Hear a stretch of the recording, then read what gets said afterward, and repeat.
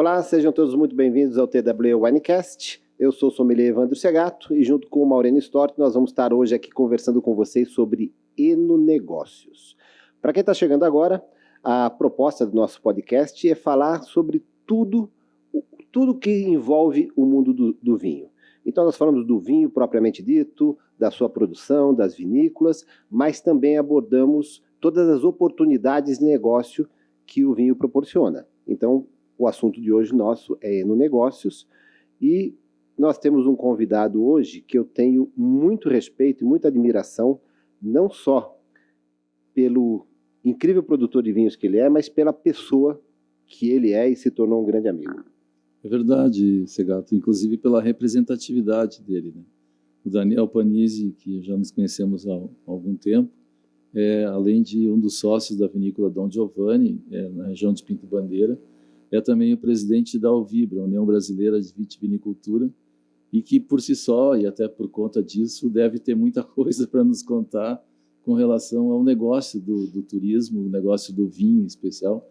E a gente tem uma abordagem sempre relacionada ao enoturismo. Quer dizer, a gente percebe no segmento do vinho digamos, algumas vinícolas mais para o ambiente da indústria e outras, especialmente as vinícolas familiares, vamos chamar assim, mais numa linha de enoturismo, enonegócio, envolvendo gastronomia, envolvendo hotelaria, enfim.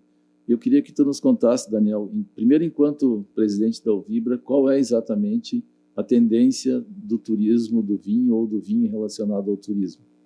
Bom, primeiramente, obrigado pelas palavras. É sempre uma honra aí poder encontrá-los, né? Amigos que o vinho, sem dúvida, nos deu. Agradecer essa oportunidade de poder compartilhar. De fato, né, o mundo do vinho ele sempre traz grandes desafios, ano após ano, e não só como diretor da vinícola Dom Giovanni, mas agora também como presidente de uma entidade que tem muita representatividade no setor, né, que é a Alvibra.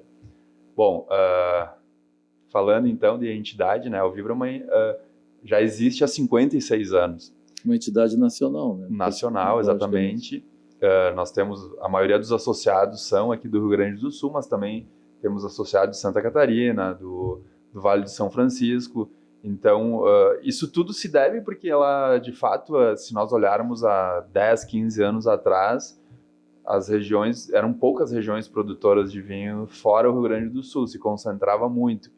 E hoje estamos falando de mais de 8 estados e mais de 16 regiões produtoras de vinho. Então, hoje o Brasil ele é um gigante, né? Ele é um continente e tem muitos terroirs ainda para serem descobertos e a gente já está observando esse crescimento. Então, os desafios são sempre maiores, né? E a Alvibra ela tem como, eu cito, 3 pilares principais. Um deles, tributação, né? Que é uma questão que ela sempre traz novidades aqui no nosso país. A segunda é a legislação, o que tecnicamente, então, o que a lei do vinho propriamente dita, que é lá de 88, preconiza e ela precisa ser observada, né, constantemente. E o terceiro, que engloba, logicamente, a tributação e a legislação, que é a cultura do vinho. O que o mercado está traçando, o que as entidades, o que o setor está fazendo para que essa bebida milenar consiga, né, cada dia que passa, alcançar novos consumidores e, sem dúvida, ter um aumento de consumo, sempre moderado, obviamente, mas a gente precisa, de fato, que a cultura do vinho no Brasil ela seja difundida. Então, são 3 pilares que eu destaco dentro da entidade para que a gente tenha aí essa bebida tão nobre na mesa de todo o consumidor. Uma dúvida não, uma percepção, né, que nós já inclusive falamos aqui, né, Segato, é sobre o envolvimento familiar, né? Boa parte das vinícolas no Brasil tem essa questão, ou é pai e filho, pai, mãe e filho. No caso da própria Dom Giovanni, né, o fundador, tem uma origem nas bebidas, porque vem da família Dreyer, que é uma tradicional produtora de bebidas aqui na região sul. Depois ele cria a Dom Giovanni. Esse é o perfil nacional das vinícolas em todos os estados, ou a gente tem assim já uma pegada mais de indústria, digamos, de volume e outras mais relacionadas a um turismo de alta gama? Desculpa, a vinícola mais de alta gama, buscando marca, posicionamento de preço, enfim. Hoje estamos falando em aproximadamente 1.000 vinícolas, né, no Brasil. Eu acredito que basicamente 90% delas são familiares. Elas têm esse olhar ainda familiar. Então a gente deixa 10%, que aí sim são volumes representativos, mas de empresas de maior parte. Então essa essência familiar, ela ainda é muito presente no cenário do Brasil. E eu diria não só no Brasil, se nós buscarmos o mundo como um todo, o vinho ele tem essa ligação muito familiar. E a Dom Giovanni, sim, ela tem uma relação direta com a Dreher, né? Eu cito sempre que a Dom Giovanni foi fundada pelo meu sogro e minha sogra, né? Nos anos 80? Em 82, mais precisamente, quando ela foi fundada. Mas a história vem da Dreher. O avô da minha esposa, Carlos Dreher Filho, da minha sogra, desculpe, o bisavô da minha esposa, foi o fundador da Dreher em 1910, que juntamente com a Salton foram as duas primeiras vinícolas fundadas no Brasil. Mas a Dreher ela tem uma história interessante, alguns números bem importantes. Nos anos 60 ela representava 25% do PIB de Bento Gonçalves. Uau! E ela produzia na época o que hoje a Aurora, que é a nossa maior vinícola no Brasil, produz de vinho. Então a gente está falando em torno de 60, 70 milhões de litros ano. Então imaginem o quanto isso representava dentro do cenário da vitivinicultura do Brasil lá nos anos 60, anos 70. Era um cenário totalmente diferente de hoje, não dá nem para comparar, né? Não dá nem para comparar. Então ela era muito representativa. E a Dreher, ela foi vendida em 73, né? Ela foi adquirida pela Hillbline. Nesse processo de transição, houve uma mudança na legislação, que até então a denominação conhaque no Brasil era um destilado de vinho, como é de fato a denominação de conhaque na França. E a legislação no Brasil mudou para conhaque, um destilado de cana-de-açúcar e extrato de gengibre, e o destilado de vinho passou a se denominar brandy. Com isso, a Dreher saiu de Bento Gonçalves, onde era a sua sede, onde ela foi fundada, e foi produzir o conhaque, que era o seu maior volume, em Sorocaba, que é um centro produtor de cana. Atualmente, a marca Dreher pertence à Campari e produz os conhaques Dreher na região de Sorocaba. Isso teve um impacto muito grande na vitivinicultura do Brasil, porque muitas famílias, até então, né, para suprir esse volume de produção da Dreher, produziam uvas. Né? Então, muitas famílias que hoje são marcas de vinhos reconhecidas eram produtoras de vinho e entregavam, produtoras de uva e entregavam matéria-prima na Dreher. Com essa mudança de legislação, acabaram ficando com matéria-prima ociosa e aí deu uma impulsionada na produção de vinhos no Brasil. Então é muito importante isso. Nos anos 80 a gente vê uma curva de produção de marcas, né, de lançamento de marcas grande em função dessa transição. Eu queria pegar carona nesse comentário e fazer uma pergunta no seguinte sentido. A gente percebe uma evolução natural do vinho brasileiro, e, sobretudo na região sul de Santa Catarina, Rio Grande do Sul como um todo, e se percebe uma evolução dos enólogos também. Isso se deve digamos, ao próprio mercado está construindo essa necessidade, a troca de experiência internacional, porque eu presumo que a evolução do vinho, enquanto bebida, se dá pela evolução do conhecimento relacionado ao vinho. É isso mesmo? Sim, acredito que seja um dos fatores, né, a capacidade técnica dos enólogos no Brasil, sem dúvida, ela cresceu muito, mas eu atribuo também a outros fatores. Manejo de vinhedo, produção da matéria-prima, então aquele velho conceito que muitos já conhecem, que de uma matéria-prima de qualidade, a gente chega num produto de qualidade. Toda essa globalização, né, essa troca de informações, muitos enólogos do Brasil continuam estudando fora, fazendo estágios trocando experiências e enólogos de fora vindo ao Brasil conhecer o nosso terroir. Então, essa troca de experiências também vai capacitando cada vez mais os processos. E um terceiro, que é a tecnologia. Então, hoje, os processos dentro da vinícola, eles são, eu diria assim, hoje o que acontece no mundo já acontece no Brasil. Então, esse salto, e a gente vê, de fato, um salto de qualidade do vinho brasileiro nos últimos 20 anos, eu atribuiria a esses 3 fatores, né? O conhecimento técnico, a busca, né, dos nossos enólogos, o olhar para a matéria-prima, o olhar para o vinhedo, né, para extrair de lá um fruto de altíssima qualidade, e a tecnologia que vem, a globalização, ela chega muito mais rápida hoje, né, nas nossas mãos. Agora, voltando um pouquinho na Uvibra, que é uma entidade extremamente importante que você está presidindo agora, você tem a responsabilidade de defender os interesses de 1.000 vinícolas do Brasil todo, como você falou, 8, 9 estados, né, hoje. E a minha pergunta, que eu acho que eu até já sei a resposta, qual é o maior desafio? Seria o problema político, governamental? Quando a gente fala em 8 estados, né, fala em defender 1.000 vinícolas, nós temos alguns números bem interessantes.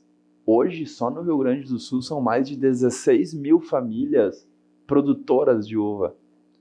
Dessas 16.000 famílias, a gente chega a um número de 60.000 pessoas ligadas à produção de uva. Então, quando a gente olha na ponta a indústria vitivinícola, ou até mesmo uma vinícola de pequeno porte, a gente tem que entender que são essas 60.000 pessoas que estão lá na base de tudo que a gente precisa olhar. Depois a gente chega para dentro das vinícolas, a gente está falando de um número de 100.000 pessoas envolvidas em todo o processo. Então não é simplesmente, né, olhar para a vinícola, mas sim entender que a gente tem um produtor de uva e uma história centenária baseada nessa cultura. O desafio é ver essa roda girar, né? Então a gente precisa de fato ter uma comercialização do vinho para que toda essa cadeia e que esse produtor de uva, a base de tudo, tenha sustentabilidade para produzir uma matéria-prima cada vez melhor, de melhor qualidade. Então, quando a gente fala nos desafios de entidade, eu olho sempre, né, a urgência e a emergência. Então, a gente tem hoje uma pauta da reforma tributária, que ela está latente, né? Nos próximos dias aí a gente já vai ter um desfecho dentro da Câmara dos Deputados. Então, é uma articulação, sim, política. A gente precisa ter esse envolvimento, porque nós precisamos de competitividade. Hoje a gente tem, se a gente for falar em vinhos finos, um mercado muito pequeno comparado com os importados, porque nos falta a competitividade de preço. E isso tem a ver, sim, com o custo Brasil e com tributação. Então, a gente precisa estar constantemente acompanhando os processos quando são ligados à tributação, né? Então, hoje, se nós formos falar em pauta principal, é o assunto do momento. Uma pergunta, Daniel. Claro, tudo isso tem impacto no consumo, né? Mais imposto, menos produtos que circulam em função de preço, de condições de mercado. Mas para onde vai o mercado brasileiro de vinhos? Ele tende a crescer, porque o brasileiro ainda, relacionado a outros países, né, que bebem 13 litros por ano, 8 litros por ano, imagino que nós não devemos beber mais que 1 litro por ano ou 2. Portanto, há um espaço significativo de crescimento, né? O Brasil, ele é um mercado-alvo da Europa, um mercado-alvo da América do Sul, Chile, Argentina, há anos e cada vez mais. Por quê? A gente está falando em números de 2,5 a 2,7 litros per capita de consumo de vinho. Se a gente olhar 13 litros ano. Se a gente olhar, eu não vou ter precisamente, mas Portugal, se não me engano, o maior consumo chega a 52, 54 litros. 60, nossa. Se o Brasil consumir 50 litros per capita, a gente causa um colapso no consumo de vinho no mundo, né? Esse nosso tamanho continental, mais de 200 milhões de pessoas. Então, assim, é um mercado muito promissor. Eu estou fazendo a minha parte. A gente tem muita capacidade de consumo ainda, e quando eu falo em consumo, é consumo moderado. Né? Se a gente for falar em 50 litros per capita ano, se a gente for dividir, né, pelos números, pelos dias do ano, vê que não é um consumo exagerado.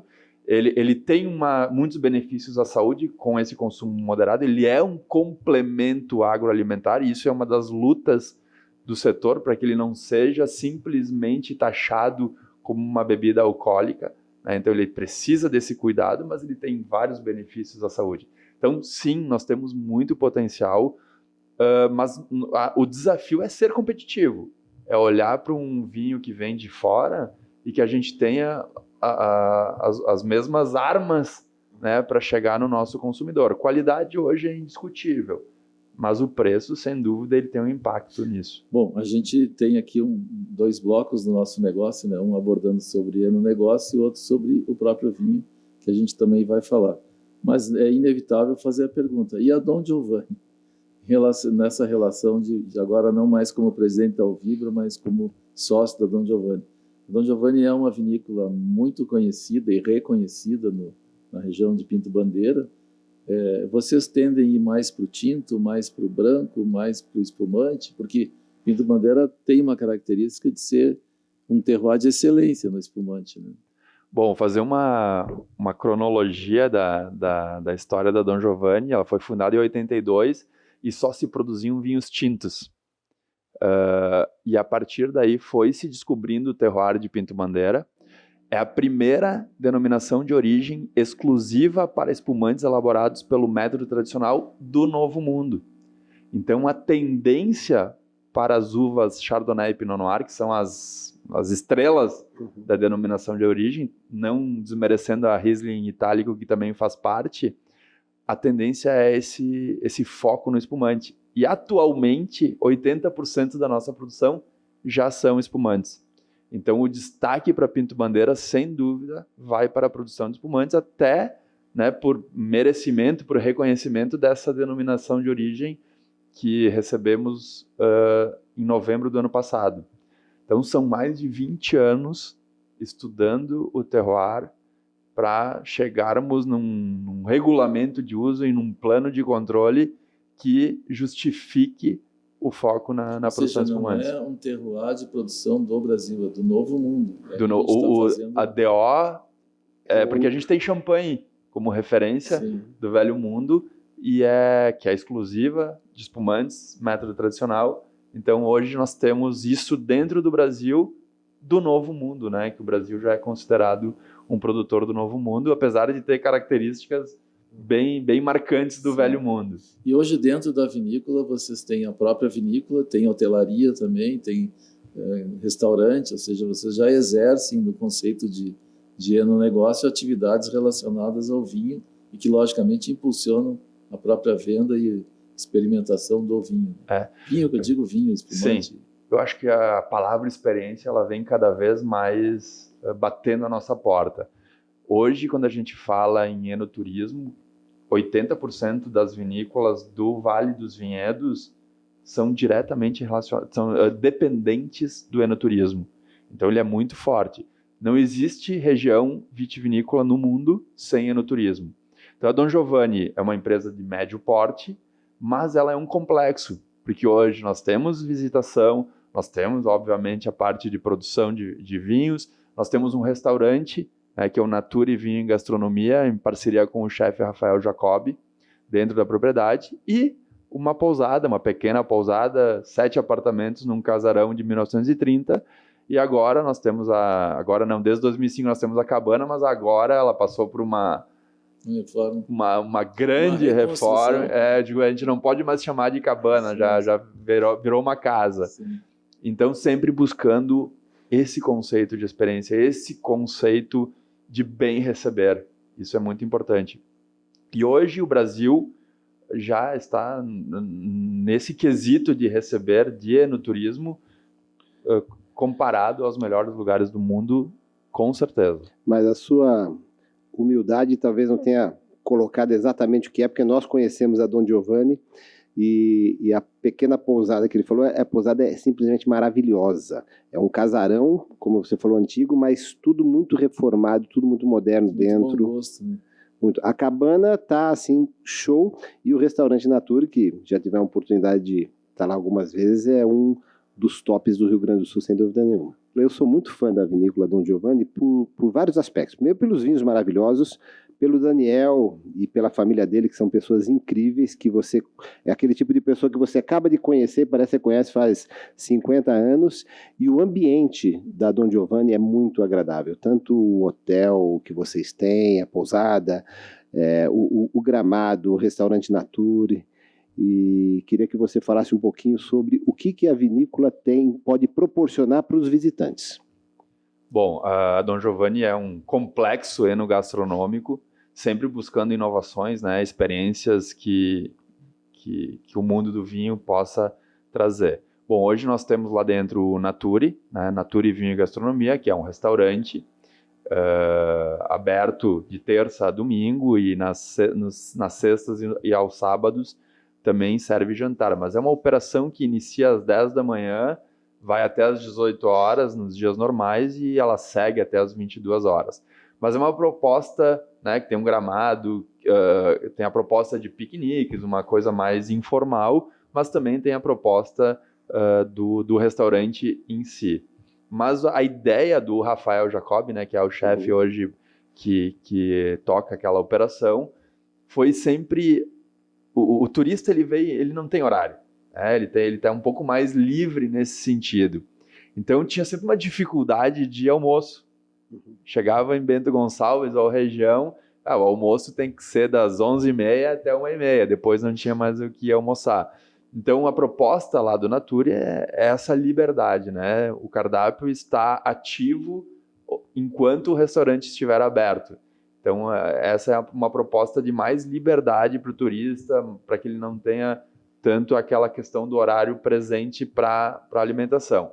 Nós temos também a parte de visitação, aí sim a gente vai no contrafluxo e de fato a gente precisa que seja com horário marcado, porque a demanda hoje turística da nossa região ela já é bem grande e a nossa estrutura ela não compreende grandes espaços, né? Então, para que se tenha um atendimento mais personalizado, a gente estimula que a reserva seja feita. Dentro da parte turística, todas as visitas englobam um pouco de processo dentro da vinícola, porque é importante que o turista tenha uma base do que é o trabalho dentro de uma vinícola. Então, todas as experiências elas têm esse passo ligado. Mas o que é o grande destaque, né? A degustação.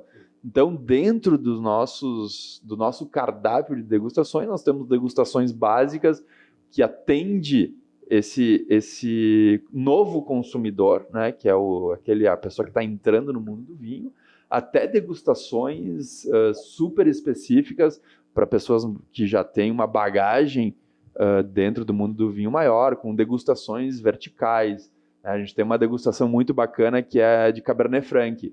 Cabernet Franc foi nosso primeiro vinho produzido em 82, é um tinto. Então hoje a gente tem verticais que começam lá nos anos 90 e vai até as safras atuais. Nós temos verticais de espumantes ainda em processo. Uau. Nós temos degustações com vinhos da barrica, degustações de vinho básico, né, que são produtos que vão virar um espumante. Então, um leque de experiências que o nosso visitante, que o nosso turista pode se adequar, né, ao nível de conhecimento que ele está buscando. Então, isso é muito bacana no que diz respeito a esse atendimento diretamente do turista. Sempre buscando um pouco de exclusividade. Tá? Então, quando a gente fala em grupos de 10, 12 pessoas, para que a gente consiga repassar a essência da marca. Eu acho que isso cada vez está mais presente, né? Que não seja um passante, mas sim que tu consiga se identificar com a marca como um todo. E a gente tem também uma pousada lá dentro, 7 apartamentos, mais uma casa, né? Não é mais uma cabana, que aí o turista que quer se hospedar e viver mais intensamente a marca tem essa possibilidade. Dentro dessa questão de visitação, nós estamos aqui na adega do St. Andrews, é um hotel. Nós estamos na adega do hotel e a gente percebeu que a pandemia representou, digamos assim, um aumento, não no momento da pandemia, mas o pós-pandemia, um aumento significativo do turismo na região sul, em especial na região vitivinícola. O Bento Gonçalves saltou de 800 mil visitantes em 2021 para 1.600.000 em 2022.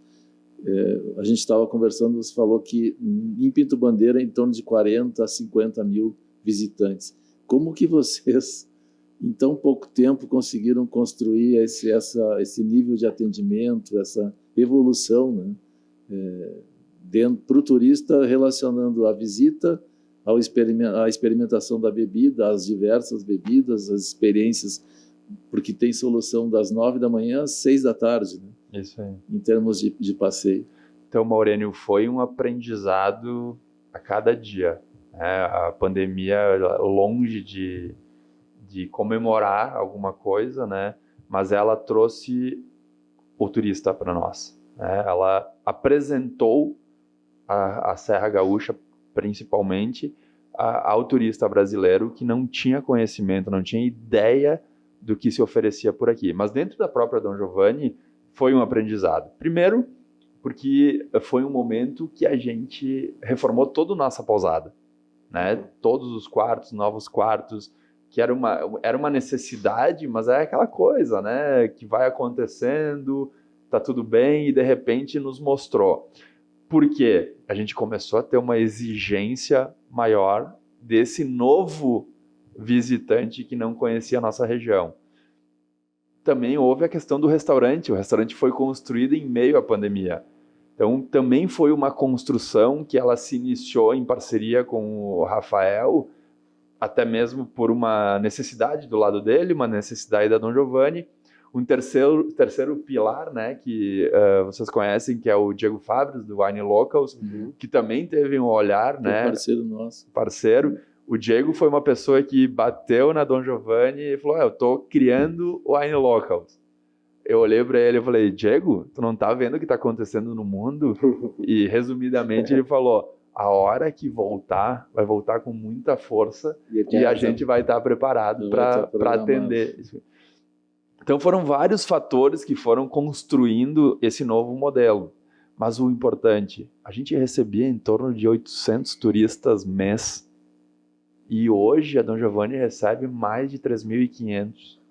Então, o que aconteceu com o turismo da região como um todo foi fantástico. Mas houve uma evolução dos próprios produtos. Exato, porque aí vem junto a necessidade de uma boa gastronomia, de um bom atendimento hoteleiro e de um bom vinho. De um bom vinho. E a gente está falando que no caso da Dom Giovanni nós temos o Dom Giovanni 24 meses, Brut, né?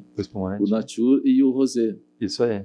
Esses produtos, digamos, foram trabalhados recentemente ou já vinham nesse processo? Não, já vem num processo, né, Mariano? Até pela questão da nossa denominação de origem, mas tem um fator muito relevante que a gente volta para a questão da matéria-prima, safras fantásticas, 20, sim. 21, 22 e 23. Também 23. Também 23. Então nós tivemos 4 safras espetaculares quando a gente olha para a matéria-prima.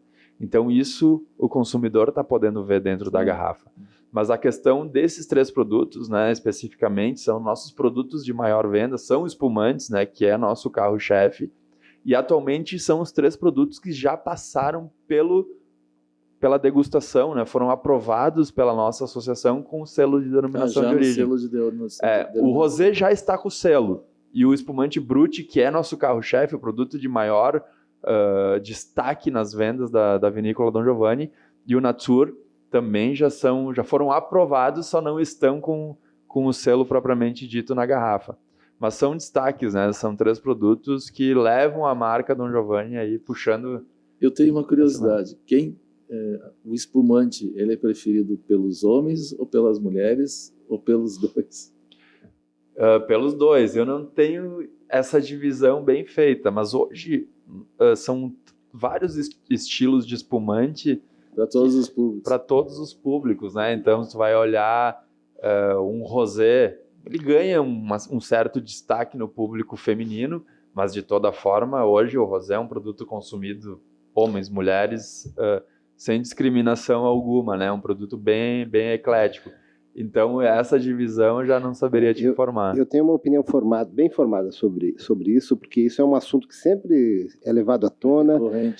Não existe mais esse tipo de divisão de vinhos para homens, vinhos para mulheres, rosés. Todas as pessoas, todas as vinícolas que eu visito, o diálogo é sempre o mesmo. Rosés e brancos estão tendo um crescimento muito grande nas vendas. Para qualquer tipo de público. Eu, por exemplo, amo o rosé. Cada vinho tem a sua particularidade, o seu momento, né? Exatamente. Especial. E cada vinho, por exemplo, se fala de espumante. Espumante, como você citou aí alguns espumantes deles, o Brut, o rosé, e eles têm acho que é o top vinho, o espumante de vocês, exato, que é o... É um dos ícones. Um dos ícones, né? Mas é um produto bem complexo, digo sempre, o melhor vinho que a gente gosta de tomar é o momento.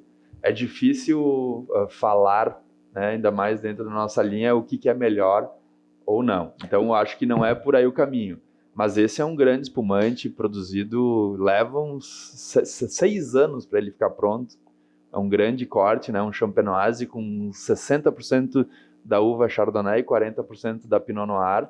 Vamos falar dele primeiro, então, né? Porque você trouxe 2 vinhos incríveis. Ouro Extra Brut. Então, Maurênio, voltando, né, a gente realmente tem estilos, esse é um produto complexo, ele vai cair bem com uma gastronomia, ele vai suportar uma carne mais gordurosa, um produto com mais gordura, ele tem estrutura para isso. E a gente pode olhar, vamos pro outro cenário, moscatel, né, um produto doce que vai acompanhar bem uma sobremesa.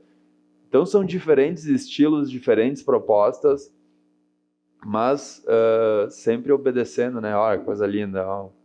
Não, esse espumante, para quem uma linda coroa, um bom perlage. Para quem curte um grande espumante, bem estruturado, com bastante corpo, ele é um espumante realmente incrível e de uma região também. Vou até deixar aqui para mostrar o Ouro Extra Brut. Ouro.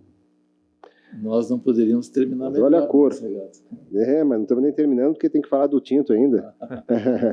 Mas ele... E aí então nós estávamos discutindo aqui, e é legal até a gente falar isso daí. Por que nós estamos tomando nesse tipo de taça? Porque o espumante normalmente não, é uma tradição você tomar na taça flute, que é aquela taça compridinha. E tanto o Daniel quanto eu preferimos tomar numa taça mais de bojo aberto. Por que, Daniel? Me fala a sua opinião. A questão aromática, principalmente, né? A liberação aromática, porque o espumante é um vinho. Claro. Né? Ele tem características, a levedura que fez a fermentação também vai aportar aromas diferentes. Então, permite, né, esse contato anterior, né, de liberação de aroma, mas também no momento do beber, faz com que teu nariz permaneça dentro da taça. Uhum. Então, tu também tem a hora da degustação esse contato olfativo, que a flute não tem. Claro. Né? A flute, ela te permite. É uma tendência, né? A gente vê muito... A França é uma referência, né? Champanhe é uma referência, e essa tendência de taças com o bojo mais aberto para essa liberação aromática maior, ela vem ganhando muito mercado. Obviamente que a flute é uma clássica, além, né?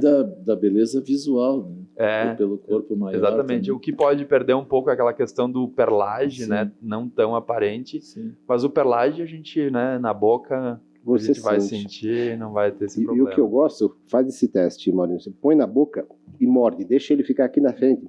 Você vai perceber um mousse na frente que esse aqui é incrível. Você sente o mousse assim, de uma forma muito, muito presente. Exato, é uma cremosidade. Isso esse tempo com a levedura, né? A gente vê muita torrefação, que é coisas que fermento de pão. Panificação nele. Panificação. Tanto na boca quanto no nariz. Esse contato, são 5 anos E a permanência. com a levedura que vai liberando sais minerais, nutrientes para o produto, que isso... Para quem não sabe o que ele está dizendo, depois que é feito a segunda fermentação, nesse caso aqui método tradicional dentro da garrafa, ela fica descansando durante 60 meses com as leveduras lá, sem tirar as leveduras, porque a levedura, mesmo não fazendo mais o processo de fermentação, ela está ali numa autólise, fazendo e dando corpo, dando estrutura, dando todas essas características. Tá certo isso? É isso aí. Complexidade ao Complexidade. E o Cuvée? Fala um pouco desse vinho. Bom, o Cuvée é um vinho que a gente só faz em safras especiais, né? Ele é um blend, sempre é um blend. E esse aqui a gente está falando do terceiro ato. É um vinho que a gente remete à ópera Don Giovanni. Cada ato foi um blend diferente. Agora nós já estamos com o quarto ato na garrafa, que é a safra de 2020, que também é um blend inusitado. Tem uma uva que nós nunca utilizamos na Don Giovanni, vai ser a primeira safra desses 40 anos que ela entra em um corte, que é a uva Teróldego. Mas é o Cuvée, né? A reserva do chefe, vinhos especiais, vinhos estruturados. Tem outra curiosidade. Uma uva sempre fez parte de todos os atos, que é a Antialota, que é uma uva italiana de bastante estrutura, porque são vinhos que passam maior tempo em contato com a barrica de carvalho, na sua totalidade, né? É o único vinho nesse estilo que passa 100% pela barrica de carvalho, e ele é um vinho complexo, estruturado para suportar muitos e muitos anos. Então a gente fez o primeiro ato em 2004, o segundo ato em 2012, o terceiro ato esse que estamos aqui, que é o 2017, já está finalizando, e agora, nos próximos meses, a gente já vai lançar o quarto ato, que é o Cuvée 2020. Então é um vinho muito especial, são garrafas limitadas. Se eu não estou enganado, 2020 ele vem com 2.200, 2.300 garrafas. É bem limitado. É bem limitado e é um produto bem especial para quem gosta de um bom vinho com uma estrutura, um potencial, né, de estrutura maior. Fica uma boa dica. 2.200 garrafas, eu devo ter tomado umas 20, então já sobrou um pouco menos para o mercado. É isso aí. Não, mas incrível. Mas, antes de finalizar, só você falou da ópera Don Giovanni, o nome da vinícola vem da ópera? Também. Tem uma relação, mas na realidade, quando a Dreher foi vendida, né, se vendeu obviamente a marca junto, e o meu sogro é Giovannini.